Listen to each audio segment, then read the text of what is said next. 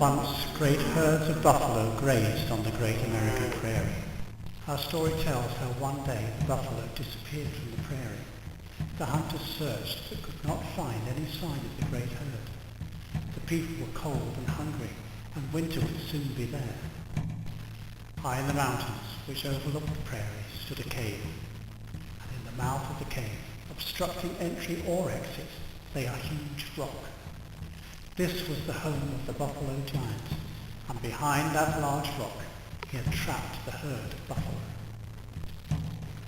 Each night the Indians went to sleep with empty stomachs and woke to another day without food. Then, one morning the hunters noticed that the grass had been trampled and there were fresh hoof tracks on the ground. Had the buffalo returned?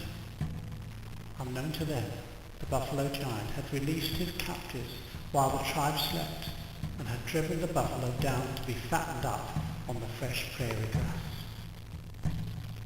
The hunters followed the trail of the herd until they reached the great cave. They begged the giant to spare some of the buffalo so that their tribe would not starve.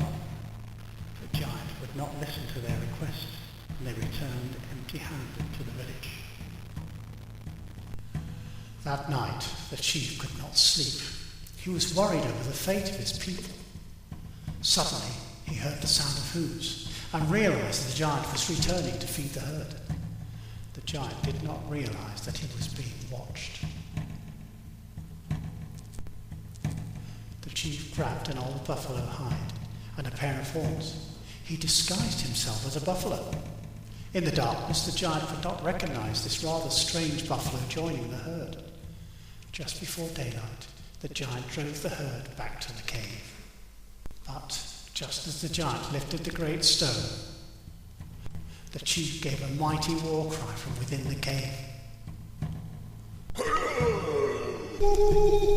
The surprised buffalo immediately stampeded back out of the cave.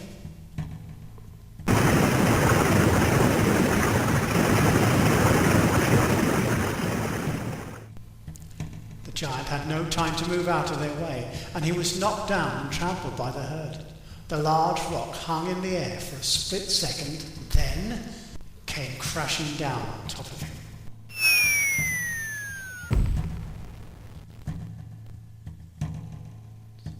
The giant was no more. The buffalo were free once again.